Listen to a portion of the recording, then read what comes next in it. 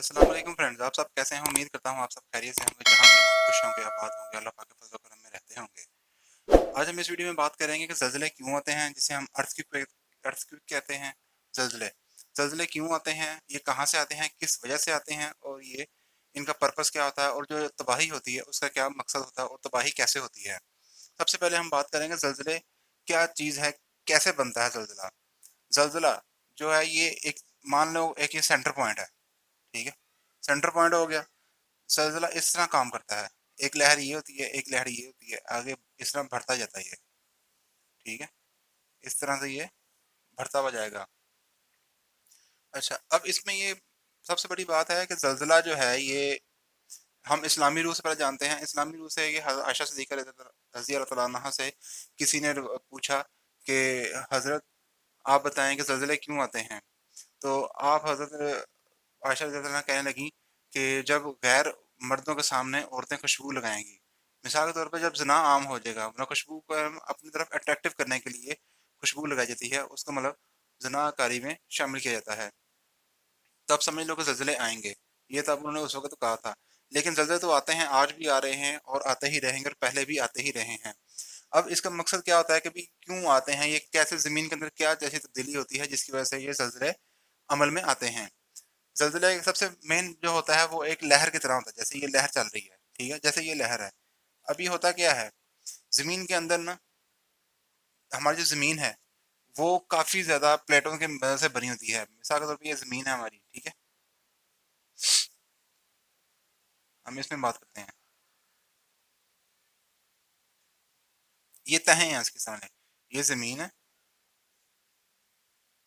ये इसकी तह है। ये जो पहली तह जो हमें ऊपर नज़र आती है, ठीक है, ये तह है और इस तरह के अंदर काफ़ी ज़्यादा लेयर्स होती हैं, लेयर्स जिन्हें हम कहते हैं तह, ठीक है। ये तहें आ गई। अच्छा, अब होता क्या है, जो कुछ प्लेटें, मतलब जो कुछ तह जो होती हैं ज़मीन की आपस में टकराती हैं, उसकी वजह से ज़लज़ले आते हैं। ये आम तो आपको समझ लगी होगी, सिंपल मैंने अल्फाज में बताया। अब इसको हम डीपली और टेक्निकली तरीके से जाकर समझते हैं कि तह क्या चीज़ है और ज़लज़ला किस तरह अमल में आता है। ज़लज़ले किस तरह अमल में आते हैं, मतलब तह क्या चीज़ है, ठीक है। तहों के आपस में मिलने की वजह से ये ज़लज़ले आते हैं। अब तह होती क्या है, इसे कहते हैं टेक्टोनिक प्लेट्स, ठीक है।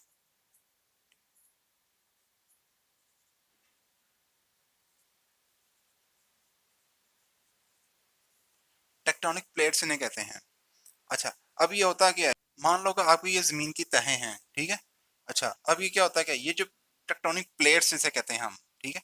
टेक्टोनिक प्लेट्स क्या करती हैं, जब एक साल के अंदर इसकी ये आपस में हरकत करती हैं, हमें ज़मीन महसूस तो नहीं होती हरकत करती हुई, लेकिन ये एक, अगर आप जैसे इसकी सिंपल मिसाल मैं देता हूँ आपको, कि आप अपने नाखून देख लें, ठीक है। नाखून आप देखते रहेंगे, वो बढ़ेंगे तो नहीं, लेकिन अगर कुछ देर बाद उनके आपको जायजा करेंगे, उनको देखेंगे तो आपको बड़े हुए महसूस होंगे जिन्हें आप काटते हो, ठीक है। आप उन्हें काट भी देते हैं। इसी तरह ये जो है ये भी 1.0.1 मिलीमीटर में हिलती हैं, ठीक है। कभी ये इस डायरेक्शन में दोनों जाती हैं, दोनों प्लेटें इस डायरेक्शन में भी जा सकती हैं और दोनों प्लेटें इस डायरेक्शन में भी आ सकती हैं, ठीक है। अच्छा, ये ऊपर नीचे भी हो सकती हैं, इस तरह से ये दोनों प्लेटें ऊपर नीचे भी हो सकती हैं, उल्टी भी चल सकती हैं इसकी तरह, ठीक है। मतलब ये किसी भी सिमत में हरकत कर सकती हैं। लेकिन ये है कि आपको महसूस तो नहीं होगा, लेकिन जब आप किसी सैटेलाइट या किसी और तरीके से देखेंगे, साइंसदान जो देखते हैं वो बताते हैं कि जी 0.1 centimetre, one sorry millimetre, 0.1 millimetre में ये आपस में हरकत करती हैं। बहुत स्लो स्लो इनकी बहुत स्पीड कम होती है। अच्छा, जब ये हरकतें करती हैं, अच्छा अब होता क्या है, जब ये दोनों आपस में या उल्टी डायरेक्शन में, मतलब एक मान लो कभी एक जो है वो नीचे की तरफ जा रही है, दूसरी जो है वो ऊपर की तरफ जा रही है, ये दोनों प्लेटें आपस में यहाँ बनी हुई समझ लो, ठीक है, यहाँ बनी हुई है। जब ये आपस में टकराएंगी, चलती हुई आपस में टकराएंगी, तो हल्का आपको ये ज़लज़ला महसूस, झटके महसूस होंगे। अच्छा, अगर ये जो बड़े ज़लज़ले आते हैं, अब इसमें क्या होता है, ये दोनों प्लेटें जो हैं वो आपस में टकरा के एक जगह रुक जाती हैं, या एक दूसरे के अंदर समाती हैं या एक दूसरे के नीचे दबती हैं, जैसे भी होता है। इनकी स्पीड इतनी कम होती है कि आप इन्हें महसूस नहीं कर सकते। जब ये एक दूसरे के अंदर धंस जाती हैं, मतलब रुक जाती हैं एक जगह पे, तो जो ज़मीन के अंदर जो ज़मीन के अंदर जो मॉलिक्यूल्स वगैरह हैं, जो भी मवाद वगैरह है, वो उबलता है। ज़मीन के ऊपर जो सूरज की रोशनी पड़ रही है, सूरज की जो रोशनी पड़ रही है, उसकी वजह से इसके अंदर हीट प्रोड्यूस हो रही है, हीट पैदा हो रही है इसके सेंटर के अंदर, ज़मीन के सेंटर के अंदर। अब क्या होता है, वो जब हीट प्रोड्यूस होने की वजह से जो उसके अंदर मादे वगैरह होते हैं, सोना चांदी पीतल तांबा, मतलब ऐसे काफ़ी ज़्यादा धातें जो होती हैं, और भी काफ़ी, कोई मिट्टी वगैरह कोई है, कोई सैंड होती है, रेत, मतलब कोई ऐसे सिलिका सैंड वगैरह, काफ़ी मटेरियल जो है वो ज़मीन से ही निकलता है, क्योंकि हमारी ज़मीन जो है वो मादनियात का ज़ख़ीरा है। अच्छा, अब ये जो मवाद है आपस में हीटअप होता है, जैसे आप दूध उबाल लो, वो हीटअप होता है और नीचे से हीट चल रही है उसके, और वो ऊपर उबलता आता है, ऊपर को बॉइलिंग होना शुरू होता है। इसी तरह ये चीज़ें जो है ये बॉइलिंग होती हैं। अच्छा, अब ये बॉइलिंग होकर ऊपर की तरफ उबलनी शुरू होती हैं, मवाद जो है ये ऊपर की तरफ चलना शुरू होता है। अब होता क्या है, एक पॉइंट आता है जब ये दोनों आपस में बंद होती है ना, ठीक है, ये दोनों आपस में बंद हो गई, आपस में मिल गई हैं दोनों, तो एक पॉइंट आएगा कि जब इसका टेम्परेचर पॉइंट बहुत हाई हो जाएगा और ये आपस में जगह बना के ऊपर की तरफ निकलने की करेगा, मवाद जितना भी है ये सारा, जिसे हम लावा कहते हैं, लावा, जिसे हम लावा कहते हैं, ठीक है। तो ये जब जमीन से बाहर निकलने लगेगा तो जमीन की तहों को एकदम बहुत स्पीड से ना दूर दूर हटाएगा इनको। इसके हटाने की वजह से प्लेटें जो है, टेक्टोनिक प्लेटें वो आपस में हटेंगी, तो उसकी वजह से ज़मीन जो है वो हिलती है। अच्छा, ज़मीन तो हिल गई, अब क्या होगा, जल्जला जो है उसकी, मैं बताया जैसे वो बताया है कि ये एक पूरी लहर की तरह ये इस तरह काम करना शुरू हो जाता है, लहर की तरह जाता है, ठीक है। अब जब दूर तक ये लहर जाएगी तो इसमें पाकिस्तान, इंडिया, इंडोनेशिया, ये कई किलोमीटरों में ये तहें पाई जाती हैं। अच्छा, जब एक तह लेगी दूसरी तह के साथ, वो हम कहेंगे जी इंडिया में और पाकिस्तान में, मालदीव, बांग्लादेश, इस साइड पे जल्जला आया है। अब जैसे तुर्की में भी आया, लास्ट टाइम आया है, तो तुर्की में जो है वो यूरोप साइड पे काफ़ी जल्जला आया है। अच्छा, साइंस उसके बारे में कह रहे थे कि जी अब ये पाकिस्तान में और इंडिया में, मलेशिया साइड पे काफ़ी जल्जला आएगा, लेकिन ये आया है अभी परसों, रिसेंटली आपके सामने अभी ये जो आया है 7.7 का रेक्टर स्केल पे आया है, 7.7 रेक्टर स्केल पे आई है। तो इसकी जितनी ये शिद्दत से दूर हटेंगी, जितनी शिद्दत से दूर हटेंगी, लावा निकलेगा, जितनी शिद्दत से ये दूर हटेंगी उतनी ही शिद्दत से जल्जला आएगा। अच्छा, अब इसकी अक्सर कहते हैं जी गहराई है। सबसे पहले हम बात करते हैं कि जी किन इलाकों में जल्जला ज़्यादा आता है। इलाकों के हिसाब से देखा जाए तो ये जो पहाड़ी इलाके होते हैं वहाँ पे आपको ये ज़्यादा, या जो पहाड़ी सिलसिले ज़्यादा होंगे, मतलब एक पहाड़ी दो पहाड़ी नहीं, पहाड़ी सिलसिले जहाँ पे ज़्यादा होंगे, माउंट्स जहाँ पे ज़्यादा होंगी, वहाँ पे ये आपको जल्जले के जो है इसके सेंटर ऑफ पॉइंट जो है वो आपको वहाँ पे देखने को मिलेंगे, ठीक है, क्योंकि वहाँ पे जाकर ज़मीन जो पहाड़ के नीचे दबती हैं। कुरान पाक में भी इसका जिक्र है कि हमने ज़मीन को साकिन करने के लिए इसमें मीखें गाड़ दी, मतलब मीखें मतलब पहाड़ जो है उसके ऊपर अल्लाह पाक ने पैदा किए ताकि ज़मीन अपनी जगह पे टिक जाए, अपनी जगह पे खड़ी हो जाए, इधर उधर हवा में ना झूले। तो इसको, ज़मीन को एक जगह इकट्ठा करने के लिए, एक जगह रोकने के लिए अल्लाह पाक ने इसके ऊपर पहाड़ उगाए हैं। अब हम इसमें बात करते हैं कि जल्जला तो आ गया, ठीक है, जल्जला 7.7 रेक्टर स्केल या कोई भी रेक्टर स्केल पे आ जाता है।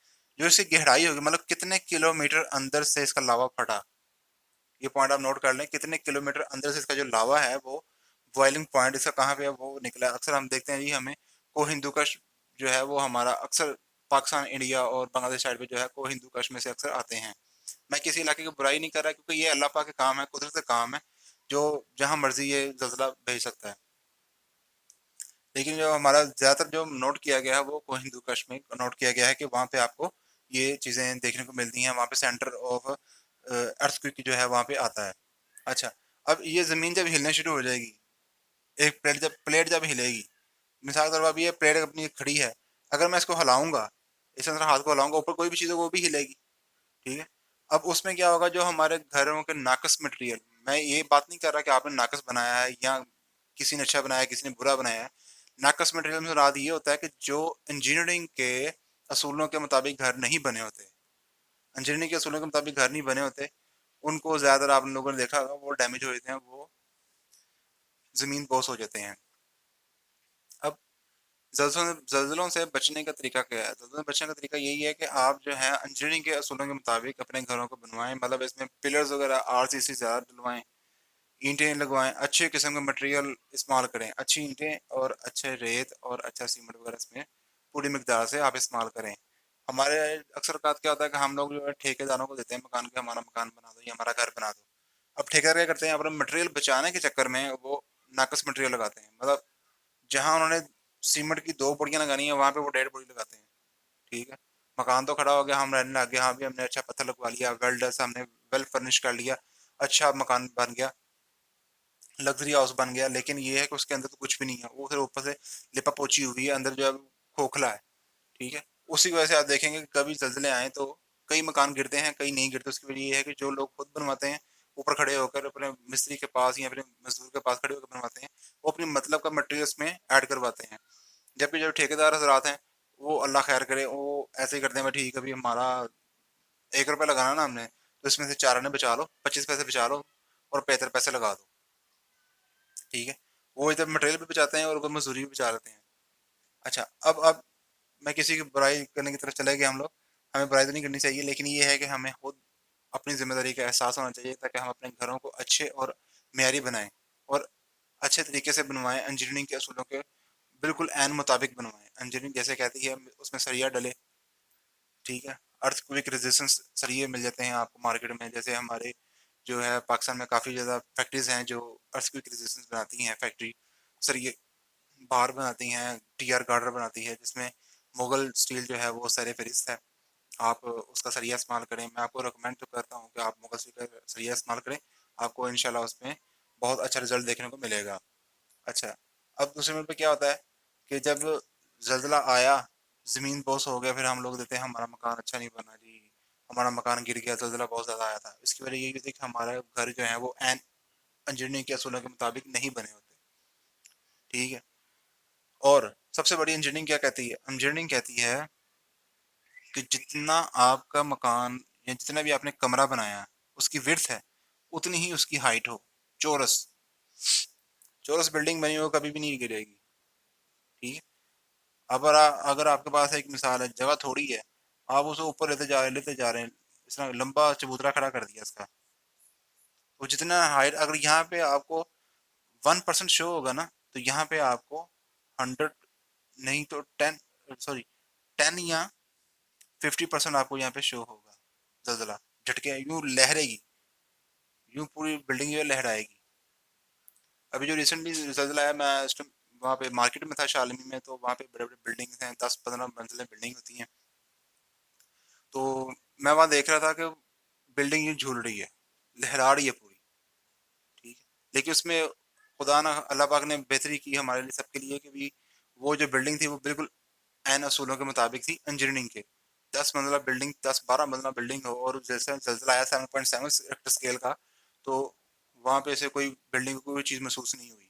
लहरा रही थी लेकिन खुदा ना खास्ता गिरने से बच गई, अल्लाह पाक ने उसे हिफाजत फरमाई, उसमें काफ़ी वर्कर्स भी काम कर रहे थे। ठीक है, तो कहने का मकसद ये है कि आप अपने घरों को अच्छे तरीके से बनवाएं, और जल्जले की भी आपको समझ लग गई होगी कि कैसे कैसे टेक्टोनिक प्लेटें आपस में टकराती हैं। ठीक है, ये जो ज़मीन की सतह होती हैं आपस में टकराती हैं, तो जिसकी वजह से जल्जला हमें देखने को मिलता है।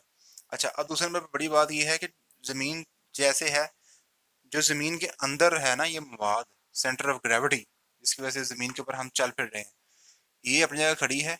और ज़मीन का जो ऊपर वाला सरफेस है, ज़मीन का जो सरफेस है, ये आई से 0.1 मिलीमीटर जो है वो इस तरह रोटेट कर रहा है, घूम रहा है, जिसकी वजह से हमें हमारे मौसम में तब्दीलियाँ, ठीक है, मौसम में तब्दीलियाँ, हमारी सब्जियों के जायकों में तब्दीलियाँ, ये सब चीज़ें हमें देखने को मिलती हैं। कभी आपने देखा होगा कि कभी गर्मी ज़्यादा थी और गर्मी गर्मी कम थी और सर्दियाँ ज़्यादा थी। और आजकल के दौर में देखें आप लोग, सर्दी कम हो रही है और गर्मियाँ ज़्यादा आ रही हैं, और जब आती हैं वो शिद्दत से आती हैं, और जब सर्दी आती है वो भी शिद्दत से आती है। हमारी जो फल सब्जियाँ उसमें जायकों में फ़र्क आपको महसूस होता होगा। ठीक है, उन सभी का मामला जो है यही है कि ज़मीन जो है वो अपने ऊपर से रोटेशन, उसका जो सरफेस है वो घूम रहा है, सरफेस जो है उसकी सतह जो है वो अपनी जगह से हिल रही है, जिसकी वजह से हमें साइंसदान कहते हैं कि बारिश होगी, बारिश होती नहीं है। और इधर से मौसम आते हैं, पहले हमारी माएँ कहती थी कि ये दिन गरज चमक के नहीं है। ठीक है, तो गरज चमक हो रही, सर्दियों में कभी आपने आंधियाँ सुनी हैं, कभी आंधियाँ देखी हैं? सर्दियों में पहले जो हमारे बड़े बुजुर्ग गुजरे हैं, वो सर्दियों में कभी उन्होंने आंधियाँ या बारिश वगैरह नहीं देखी थी, इतनी तेज़ तूफानी आंधियाँ बारह नहीं आती थी। लेकिन आजकल देखें आंधियाँ आ रही हैं, इसकी वजह यही है कि हमारा एनवायरनमेंट जो है वो चेंज हो रहा है। मैं लास्ट वीडियो में भी मैंने यही बात की थी कि हमारा जो सरफेस है, हमारा जो इन्वायरमेंट है वो ख़राब हो रहा है, जिसकी वजह से इंसान मरीख पे जाना चाहता है। अगर आपको मेरी वीडियो अच्छी लगी है तो आप मेरी वीडियो, अगर आपको मरीख पे जाने की समझ नहीं आ रही तो आप मेरी वीडियो दूसरी, जो मरीख पे इंसान क्यों जाना चाहता है, चांद पे क्यों नहीं जाना चाहता जबकि चांद के करीब है, आप मेरी वो वीडियो मेरे चैनल पे पड़ी हुई है, आप वो जाके देख लें। तो बाकी अगर आपको मेरी वीडियो अच्छी लगी है तो मेरे चैनल को लाइक करिए, सब्सक्राइब करिए और दुआओं में याद रखिएगा। सबका ख्याल रखिएगा, अपना और घर वालों का बहुत ख्याल रखिएगा। दुआओं में याद रखिएगा। अस्सलाम वालेकुम।